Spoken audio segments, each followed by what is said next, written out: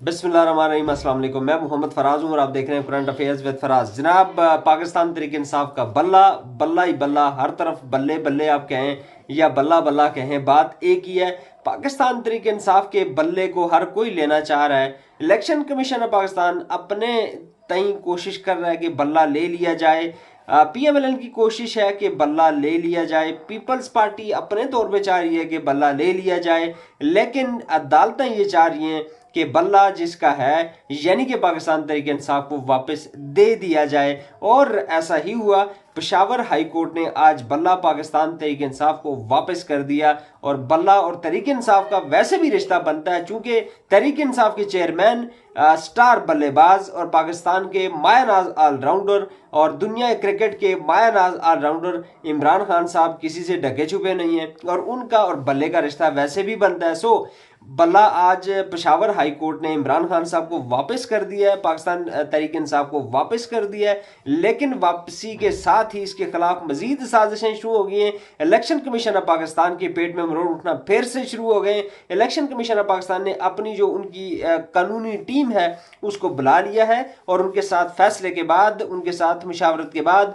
कल उम्मीद है कि इसको दोबारा ये चैलेंज करेंगे इस फैसले को सुप्रीम कोर्ट ऑफ पाकिस्तान के अंदर। और अगर बाइसनेस से बचना चाह रहा है कि election commission of Pakistan Pakistan Tehreek Insaf के साथ बाइसनेस का मुजाहरा कर रहा है, बाइस्ड है, तो फिर इस चीज से बचने के लिए election commission of Pakistan Akbar S Babar, जो कि भगोड़ा है पाकिस्तान तहरीक इंसाफ का, जिसको निकाल दिया गया था जमात से, उसके थ्रू अपील दायर करवाएगा। और वो कहेगा कि मैं चूंकि फरीक हूं और इसलिए मुझे सुने बगैर पेशावर हाईकोर्ट ने फैसला दिया है, सो मेरी अपील है कि पाकिस्तान तहरीक इंसाफ से बल्ला वापस ले लिया जाए। ये अपील करेगा अकबर एस बाबर। और हालांकि आज जजेस ने, ये जो पेशावर हाई कोर्ट के जजेस हैं, जनाब एजाज अनवर साहब और जस्टिस अरशद अली साहब, इन्होंने सवालात भी किए जो मुखालिफिन थे, जिन्होंने केस किया था, जो इस सारे मामले को जिन्होंने चैलेंज किया था, उनसे उन्होंने किए ये सवालात भी किए कि अगर आप पाकिस्तान तहरीक इंसाफ के मेंबर हैं तो आपको फिर पाकिस्तान तहरीक इंसाफ के निशान से क्या मसला है। आपको तो फिर ये होना चाहिए कि निशान पीटीआई को मिलना चाहिए। बेशक हमारे जो तहफ़्फ़ुज़ात हैं, सारी चीज़ें हैं, लेकिन आपको पीटीआई के निशान की मुखालफत नहीं करनी चाहिए। तो आप किस तरह के मेंबरान हैं कि आपको पार्टी के नुकसान का ज़रा भी ख्याल नहीं है।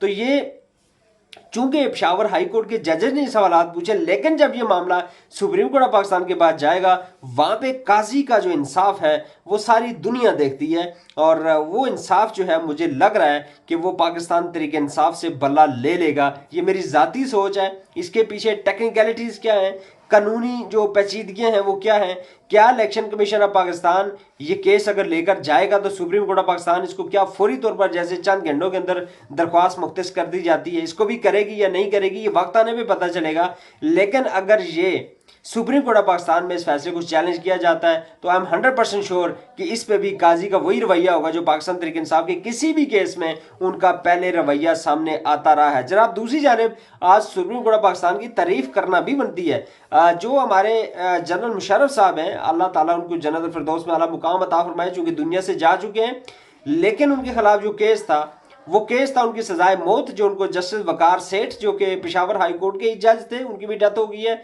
अल्लाह उनको जवार रहमत में जगह अता फरमाए। उन्होंने एक फैसला दिया था, उनकी सरबराही में कमीशन था, उसने एक फैसला दिया था कि जनरल परवेज मुशर्रफ को जो उन्होंने आइन तोड़ा था उस मुकदमे में आर्टिकल 6 के तहत उनको सजाए मौत सुनाई थी। उन्होंने कहा था कि जनरल मुशर्रफ को डी चौक में लटकाया जाए और उसको, उसकी लाश को लटकने दिया जाना चाहिए वहां पे डी चौक में। बड़ा उन्होंने सख्त फैसला दिया था। और बाद में फिर जो लाहौर हाई कोर्ट थी, उस लाहौर हाई कोर्ट के बेंच ने उस कमीशन को कलअदम करार दे दिया था। उसके खिलाफ अपील गई सुप्रीम कोर्ट ऑफ पाकिस्तान में। आज सुप्रीम कोर्ट ऑफ पाकिस्तान ने जनरल मुशर्रफ के मरने के 1 साल के बाद ऑलमोस्ट फैसला दिया कि जनरल मुशर्रफ की जो सजाए मौत है उसको बरकरार रखा गया है। अब हालांकि ये इसका कोई ना इम्पैक्ट अब है। अब ज़ाहिर जनरल मुशर्रफ साहब तो दुनिया से जा चुके हैं, उनकी ऑलरेडी डेथ हो चुकी है, लेकिन इस फैसले की सिंबॉलिक बड़ी एक है, एक कानूनी हैसियत है। एक सिंबॉलिक फैसला, सिंबॉलिकली अगर देखा जाए तो उसकी बहुत बड़ी अहमियत है। अहमियत यह है कि कोई भी डिक्टेटर जो आइन को तोड़ेगा, जो आइन के ऊपर कब्जा करने की कोशिश करेगा, जो आइन को मअतल करेगा, जो सियासतदानों को जेलों में डालेगा, जो अवाम के नुमाइंदों को, जिनको अवाम वोट देकर समझों में बुझाती है, उनके साथ उनकी बेदखीरी करेगा, तो उसका ये अंजाम होना चाहिए। और इसलिए मैं ये कहता हूँ कि सिंबॉलिकली इस फैसले की बहुत बड़ी अहमियत है और ये सुप्रीम कोर्ट ऑफ पाकिस्तान को अप्रिशिएट करना चाहिए कि इस तरह का फैसला उन्होंने दिया। ठीक है, इसका कोई अगर दूसरी सेंस में देखा जाए, चूंकि मुशर्रफ साहब अब दुनिया में नहीं है, तो उस सेंस में इसकी अहमियत नहीं बनती, लेकिन सिंबॉलिकली अगर इसकी अहमियत देखी जाए तो बहुत बड़ी अहमियत है। और जो भी आइंदा भी पाकिस्तान में इलेक्शन जो आइन को तोड़ने की कोशिश करेगा, उसके लिए सिंबॉलिकली बहुत बड़ा ये डिसीजन है। और इस डिसीजन को मैं अप्रिशिएट करता हूँ, जस्टिस जो काजी फायज ईसा साहब, उनके डिसीजन की मैं हमायत भी करता हूँ और उनको अप्रिशिएट करता हूँ।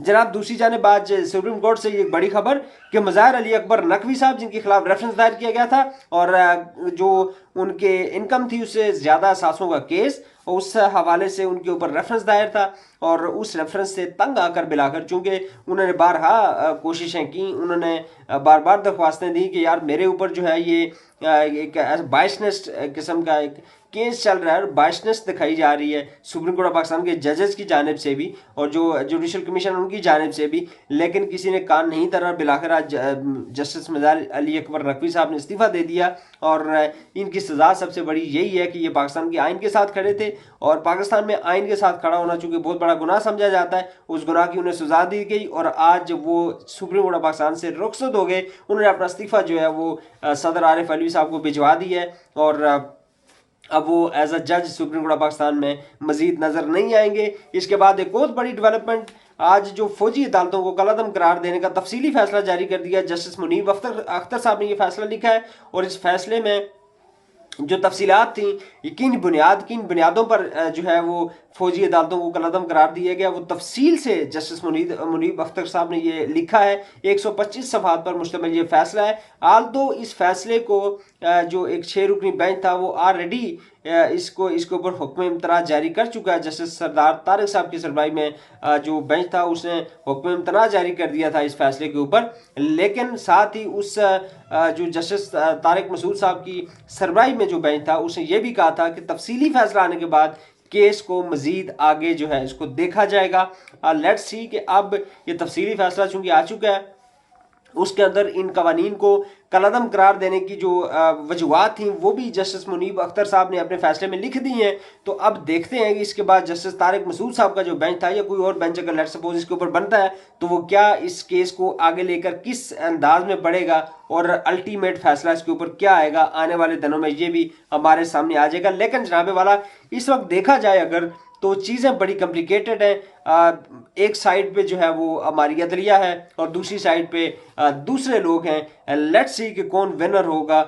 विनर तो ऑब्वियसली पाकिस्तान है। पाकिस्तान की तारीख को 75 साल तारीख को अगर देखा जाए तो माइट इज़ राइट वाला कानून पाकिस्तान के अंदर लागू रहा है और अभी भी कभी इम्कान यही है कि अगर अवाम अपने हकूक़ के लिए खड़ी नहीं होती, जो कि नहीं हुई अभी तक, तो फिर माइट इज़ राइट वाला कानून इस दफ़ा फिर जो है वो प्रिवेल करेगा और फिर अपर हैंड उसी का ही होगा। जनाब, दूसरी जानिब जो अदलिया ने लगाए थे आरोज, जो जुडिशल कमीशन जुडिशरी से जो आरोज लेने का जो मामला था, पाकिस्तान तहरीक इंसाफ ने इसको चैलेंज किया था लाहौर हाई कोर्ट में और उसके ऊपर फिर अदालत लगी थी और अदालत ने करार दिया था कि नहीं जी कोई मसला नहीं है, आप जो है वो ले लें, ये कमिश्नर और डिप्टी कमिश्नर्स को आर ओ बना दें। आर ओ जब बनाए तो उन्होंने 95% बल्कि 100% पाकिस्तान तहरीक इंसाफ के जो कागजात नामजदगी थे उनको उन्होंने मुस्तरद कर दिया था। बाद में फिर वो सारा मामला ट्रिब्यूनल में गया। अपने ट्रिब्यूनल्स में इलेक्शन ट्रिब्यूनल ने जब काम शुरू किया तो 95 से 96% कागजात जो है बहाल हो चुके हैं।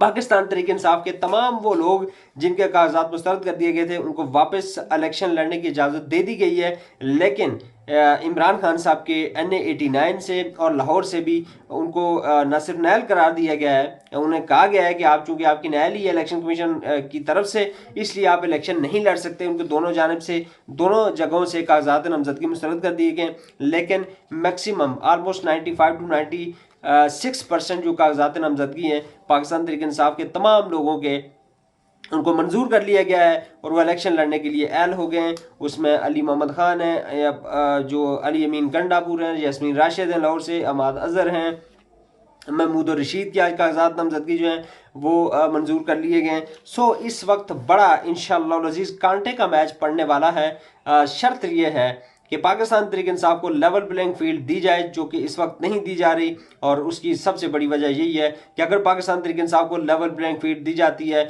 तो बाकी 15 जमाती इत्तेहाद जो है वो सारा तितर बितर हो जाएगा और उनका इलेक्शन में किसी किस्म का कोई चांस नहीं रहेगा। लेट्स सी नाज़रीन इकराम क्या होता है। आने वाले चंद दिन बड़े अहम और खासकर आज 2 से 3 दिन अगले जो है 13 जनवरी तक बहुत ही अहम दिन है। इसमें डिसाइड हो जाएगा कि क्या इलेक्शन होना भी है या नहीं होना। और अगर बल्ला बरकरार रहता है पाकिस्तान तहरीक इंसाफ के पास तो फिर इलेक्शन होता हुआ बहरहाल मुझे एटलीस्ट ज़ाती तौर पर नज़र नहीं आ रहा, क्योंकि अगर इलेक्शन हो जाता है और बल्ले का निशान पाकिस्तान तहरीक इंसाफ के पास रहता है तो फिर दुनिया देखेगी कि पाकिस्तान की अवाम इंशाअल्लाह इस दफ़ा तारीख को तब्दील कर देगी। अल्लाह ताला हम सब का हामी और नासिर हो। अल्लाह ताला पाकिस्तानी को अपनी हिफ्ज़ व अमान में रखें और अल्लाह करीम इमरान खान साहब की मुश्किलात में उन्हें आसानियाँ फरमाएँ। पाकिस्तान तहरीक इंसाफ को अल्लाह ताला एक दफ़ा फिर से शुरू करें और पाकिस्तान तरक्की करे। पाकिस्तान को इंशाअल्लाह अज़ीज़ इमरान खान की क़यादत में यही जमात आगे लेकर जाएगी।